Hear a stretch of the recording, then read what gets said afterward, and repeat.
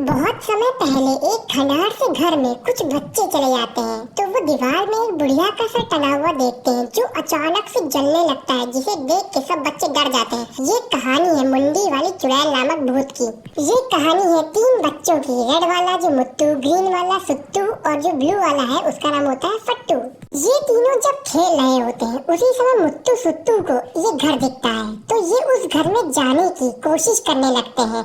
ये घर देखने में बहुत डरावना होता है, जिसको देख के ये दोनों भी डर जाते हैं। लेकिन जो फट्टू होता है वो इन्हें मना करता है उस घर में जाने के लिए, लेकिन फिर भी मुत्तू उसके ऊपर बहुत तेज हंसता है क्योंकि वो बहुत शरारती होता है। फिर मुत्तू सुत्तू घर में जाने लगते हैं बिना जाने कि वहाँ पे क्या खतरा होगा, और बाहर से खड़ा होकर फट्टू उन्हें देखता रहता है। लेकिन फिर बाद में फट्टू भी उनके पीछे पीछे उस घर में चला जाता है। जब वो घर के अंदर पहुँचते हैं तो वहाँ बहुत अंधेरा होता है और वहाँ का माहौल देखकर सुत्तू बहुत डर जाता है, लेकिन फिर भी वो हंसने की एक्टिंग करता है। लेकिन जो मुत्तू होता है वो बहुत खुरपेची होता है, तो वो वहाँ पे किसी का सर लटका हुआ देखता है। वो तीनों ये देखकर बहुत ज्यादा डर जाते हैं।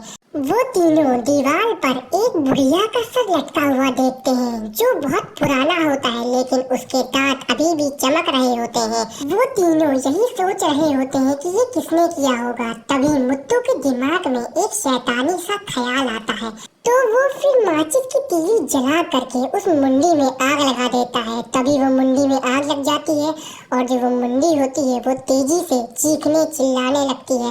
वो तीनों ये देख के वहाँ से डर के भाग जाते हैं।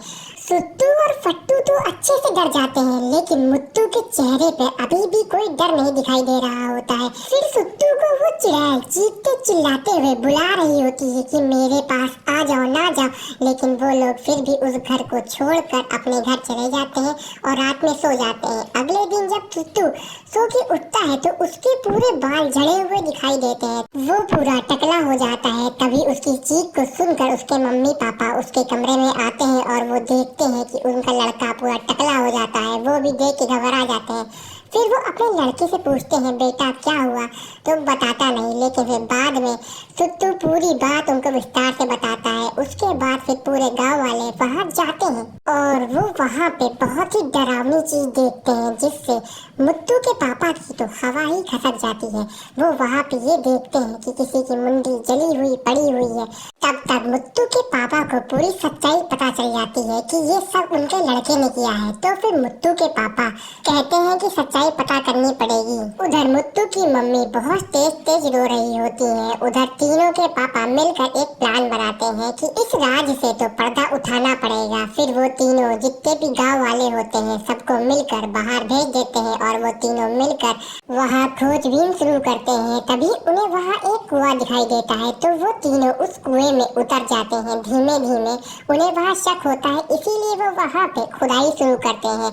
मुत्तू के पापा वहाँ बहुत जोर शोर से खुदाई कर रहे होते हैं क्योंकि ये सब उनके लड़के ने किया होता है। तभी उन तीनों को वहाँ पे कोई अनोखी चीज मिलती है।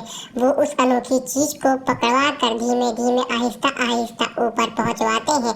तभी वहाँ सब गांव वाले देखते हैं कि उस चीज पर खून से किसी का नाम लिखा हुआ है। वो नाम किसी और का नहीं बल्कि मुत्तू की दादी का होता है। फिर मुत्तू के पापा वो ढक्कन खोलते हैं, तभी उसमें से बहुत तेज से दुर्गंध आती है, जिस दुर्गंध से सब डर जाते हैं। उसके अंदर किसी की लाश पड़ी हुई होती है। वो लाश मुत्तू की दादी की होती है। उसके बाद मुत्तू के परिवार वाले उसका अच्छे से अंतिम संस्कार करते हैं और सब लोग क्षमा याचना मांगते हैं पूरे गांव वाले मिलके। उसके बाद सुत्तू के जो बाल गए होते हैं वो धीमे धीमे उगने लगते हैं। इसी तरह कहानी खत्म, पैसा हजम।